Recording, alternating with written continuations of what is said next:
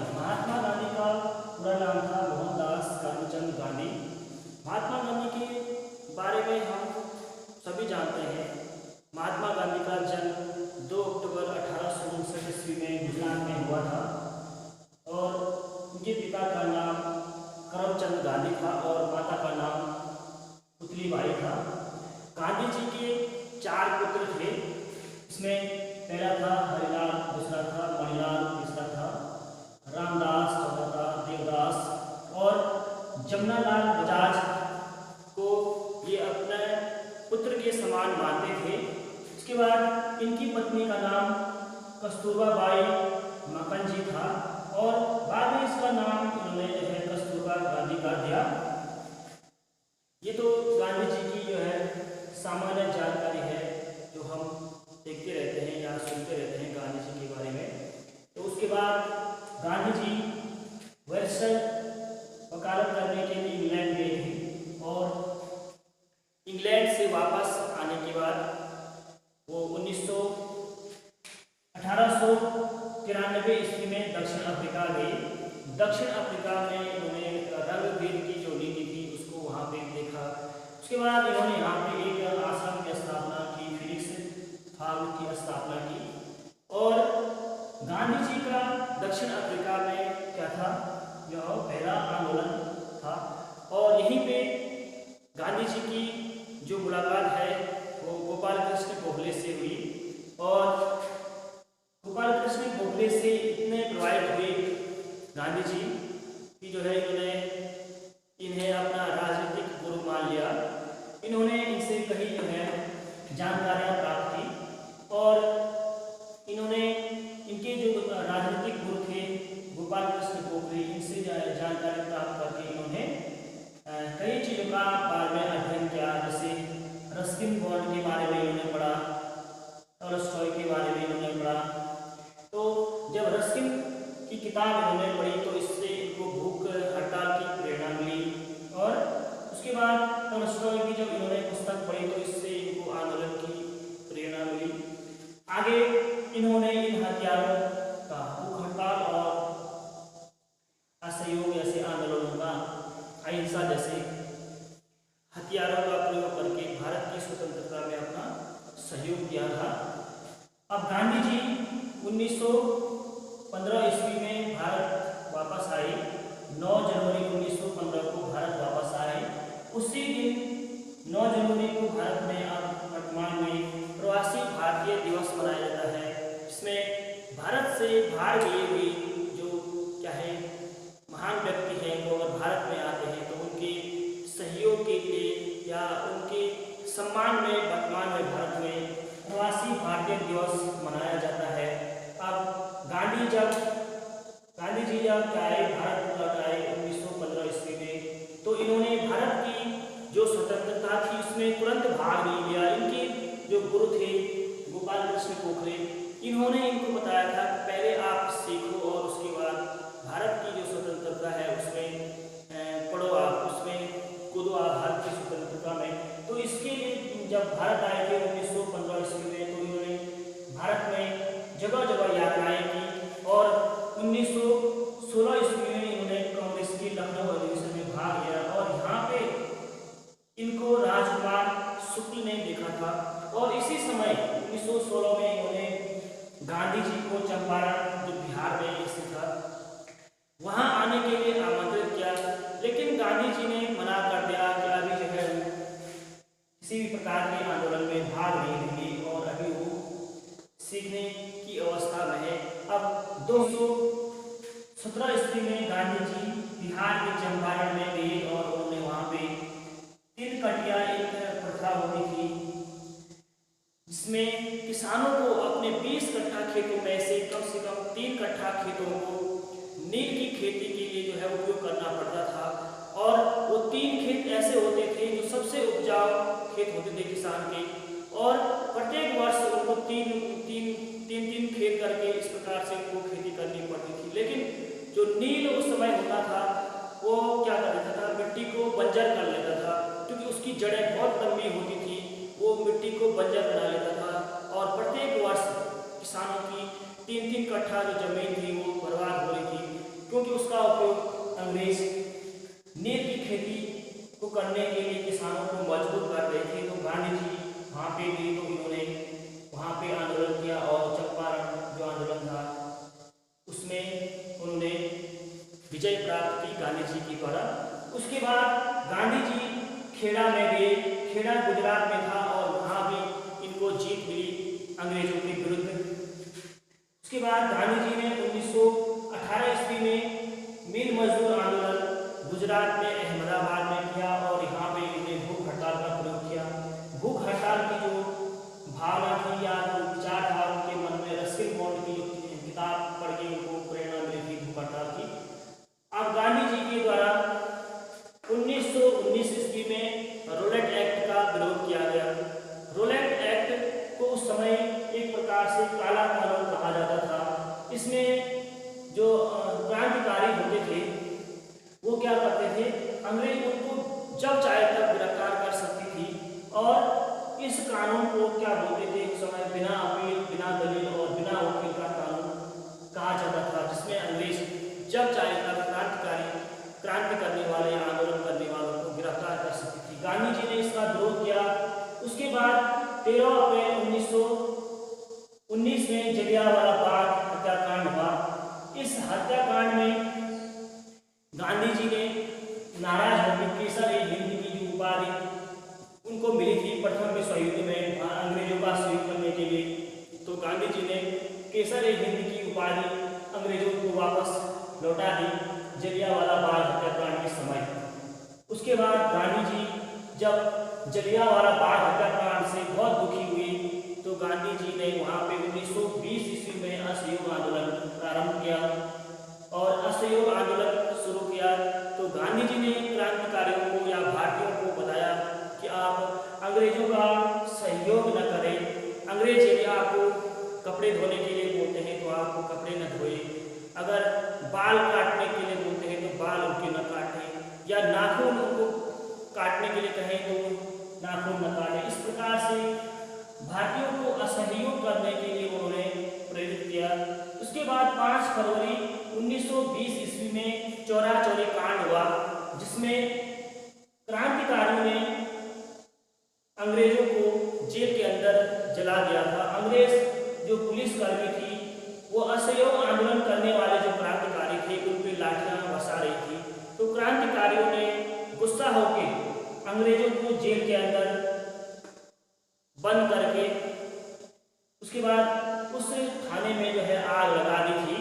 तो गांधी जी इससे परेशान होकर या दुखी होकर गांधी जी ने इस आंदोलन, असहयोग आंदोलन को स्थगित किया और गांधी जी को 10 मार्च को गिरफ्तार किया गया। गांधी जी उस समय गुजरात में थे, जबकि आपका ये चौरा-चौरी कांड उत्तर प्रदेश में स्थित हुआ था।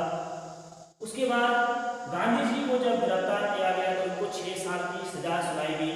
अब 6 साल की जब गांधी जी को सजा हुई तो गांधी जी को जेल में रखा गया। गांधी जी ने जेल में भी असहयोग जारी रखा। कम से कम 5 से 6 दिनों तक वो खाना नहीं खाते थे और अंग्रेजों को ये लगने लगा कि अंग्रेज की जो जेल है उसमें गांधी जी की अगर मृत्यु होती है तो भारतीय जो क्रांतिकारी थी वो काफ़ी जो है आंदोलन भड़क सकता है, भारत में भड़का सकते हैं। तो इसके लिए उन्होंने गांधी जी को छोड़ दिया और उसके बाद गांधी जी जब रिहा हुए तो उसके बाद गांधी जी ने काफ़ी लंबे समय तक, लगभग 6 सालों तक किसी भी प्रकार के आंदोलन में भाग नहीं लिया और समाज सेवा से संबंधित कार्य गांधी जी करते रहे। और 1924 ईस्वी में कांग्रेस के बेलगांव अधिवेशन में उन्होंने भाग लिया था और उस समय जब गांधी जी समाज सेवा में लगे थे तो उस समय एक बीमारी थी, प्लेग नाम की बीमारी उस समय चल रही थी, जो आज वर्तमान में जैसे कोरोना बीमारी चल रही है। तो ऐसी ही बीमारी 1924 ईस्वी में प्लेग हुई थी। तो गांधी जी उस समय जो मरीज थे उनकी सेवा में लग गए और गांधी जी ने समाज सेवा के कार्य किए और उस समय जो प्लेग बीमारी थी उस समय उन्होंने, गांधी जी ने लोगों की सेवा की और आगे जो है गांधी जी फिर 1930 ईस्वी में दांडी मार्च प्रारंभ करते हैं। गांधी जी ने मार्च 1930 ईस्वी से 6 अप्रैल 1930 ईस्वी तक बीच अपने 78 साथियों के साथ गुजरात में साबरमती आश्रम से, जिसकी स्थापना उन्होंने गांधी जी ने 1916 ईस्वी में की थी। वहां से लेकर दांडी जो समुद्री तट पे स्थित भाग था, तो गांधी जी ने उस समय गांधी जी के द्वारा साबरमती आश्रम की स्थापना की गई थी और वहां से जो आपका दांडी था वहां के लिए उन्होंने जो है यात्रा प्रारंभ की। उस समय उन्होंने दांडी मार्च करने का उनका उद्देश्य ये था कि अंग्रेजों के द्वारा नमक पे टैक्स लगाया गया था। गांधी जी को वो टैक्स से भारतीयों को मुक्त करना था। समुद्र के तट पे उन्होंने अपने 78 साथियों के साथ दांडी मार्च प्रारंभ की 1930 ईस्वी में। जब गांधी जी ने दांडी मार्च प्रारंभ किया था अपने 78 साथियों के साथ, जब क्या 6 अप्रैल को गांधी जी दांडी पहुंचे साबरमती से, तो उनके पीछे बहुत लंबी भीड़ 20,000 आदमियों की भीड़ लगी हुई थी। और उसी समय गांधी जी ने सोचा कि भारतीयों के पास इस समय एक मौका है कि वो भारतीय आंदोलन करे। तो गांधी जी के द्वारा दांडी से ही क्या किया गया, उस समय सविनय अवज्ञा आंदोलन प्रारंभ किया गया। उस समय भारत का जो वायसराय था लॉर्ड इरविन, उस समय भारत की वायसराय थे। तो गांधी जी जब असहयोग आंदोलन करते हैं तो इन्होंने, जब अंग्रेजों के द्वारा इनको कहा जाता है कि आप नमक मत बनाइए, इस पर टैक्स लगा हुआ है, तो गांधी जी ने उस समय सविनय अवज्ञा आंदोलन चला के वहाँ पे नमक कानून तोड़ा, नमक बनाया। उसके बाद अंग्रेजों ने वहाँ पे कहा कि आप अपने इसको शिक्षण संस्थाएं नहीं स्थापित कर सकते। गांधी जी ने वहीं पे शिक्षण संस्थाएं स्थापित की और जो अंग्रेजों की शिक्षण संस्थाएं थी उसका विरोध करने का प्रारंभ कर दिया। इस प्रकार गांधी जी के द्वारा सविनय अवज्ञा आंदोलन 1930 ईस्वी में प्रारंभ किया गया। अब गांधी जी के सविनय अवज्ञा आंदोलन से प्रभावित होकर जो लॉर्ड इरविन थे, उस समय भारत के वायसराय थे और इंग्लैंड में रैमजे मैकडोनाल्ड इंग्लैंड के प्रधानमंत्री थे। और उस समय 1930 ईस्वी में रैमजे मैकडोनाल्ड के द्वारा प्रथम गोलमेज सम्मेलन आयोजित किया गया। गोलमेज सम्मेलन में क्या होता है, एक गोल मेज होता है और उसके चारों ओर अंदर की साइड मुंह करके लोग बैठते हैं। उस सम्मेलन में इसको गोलमेज कहा जाता है। 1930 ईस्वी में रैमजे मैकडोनाल्ड के द्वारा इंग्लैंड में प्रथम गोलमेज सम्मेलन बुलाया गया, जिसमें गांधी जी को भी बुलाया गया था और इरविन को बोला था मैकडोनाल्ड ने गांधी जी को भेजिए, उनकी जो मांगे हैं उनको भेजे, उनको मनाइए, लेकिन गांधी जी उसमें नहीं गए। उसके बाद मैकडोनाल्ड के द्वारा द्वितीय गोलमेज सम्मेलन आयोजित किया गया 1931 ईस्वी में। अब मैकडोनाल्ड के द्वारा लॉर्ड इरविन पे, जो हमारे उस समय के वायसराय थे भारत में, गांधी जी से मनवाने के लिए उन्होंने कहा कि आप बोलिए, आपकी जितनी भी मांगे हैं वो मांगे हम मानेंगे।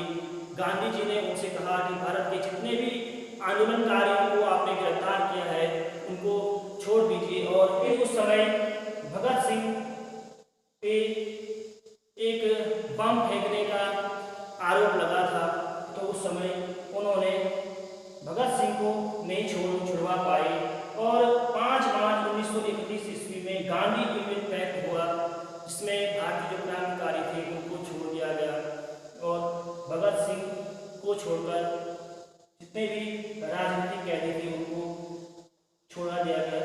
और गांधी जी द्वितीय गोलमेज सम्मेलन में भाग लेने इंग्लैंड पहुंचे। उसके बाद तीसरा गोलमेज सम्मेलन 1932 ईस्वी में हुआ, जिसमें गांधी जी ने भाग लिया और मैकडोनाल्ड ने उस समय कहा कि भारत में जो दलित हैं उनके लिए अलग क्षेत्र की मांग की। जैसे मुसलमानों के लिए अलग क्षेत्र था, वैसे ही मुसलमानों के लिए और जो भारत के दलित थे उनके लिए जो है अलग मांग की उन्होंने जो घोषणा की। लेकिन गांधी जी इससे सहमत नहीं हुए और गांधी जी भूख हड़ताल पे बैठ गए। आगे 24 सितंबर 1932 ईस्वी में गांधी जी और भीमराव अंबेडकर के बीच पूना पैक्ट हुआ। पूना पैक्ट के बाद गांधी जी के द्वारा 1932 ईस्वी में हरिजन सेवक संघ की स्थापना की गई और आगे चलकर गांधी जी के द्वारा जो व्यक्तिगत सत्याग्रह आंदोलन था उसमें प्रोत्साहित लोगों को किया गया और लोगों को कहा गया कि आप आगे आइए, भारत में व्यक्तिगत रूप से आंदोलन करने के लिए आगे आए। और उस समय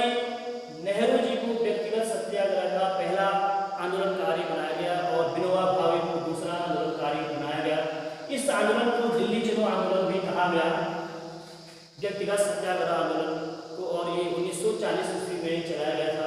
उसके बाद 1942 ईस्वी में भारत छोड़ो आंदोलन हुआ। भारत छोड़ो आंदोलन के समय में ही द्वितीय विश्व युद्ध प्रारंभ हो गया था।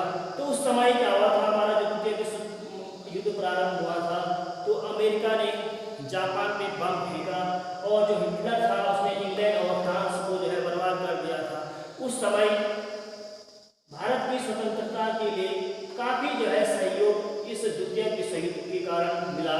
उसके बाद 1946 ईस्वी में कैबिनेट मिशन आया, इसमें गांधी जी कई बार असहमत हुए उससे, और उसके बाद उन्होंने क्या किया, जब कैबिनेट मिशन बाद में पास हो गया 1946 के बाद, तो उस समय अगर द्वितीय विश्व युद्ध नहीं होता 1942 ईस्वी में, तो भारत की स्वतंत्रता शायद और देर लगती, भारत की जो स्वतंत्रता था उसमें होने में। इस प्रकार गांधी जी के द्वारा भारत के राष्ट्रीय आंदोलन में अपना महत्वपूर्ण योगदान दिया गया और 30 जनवरी 1948 को गांधी जी की हत्या की गई। वर्तमान में 2 अक्टूबर को हम गांधी जयंती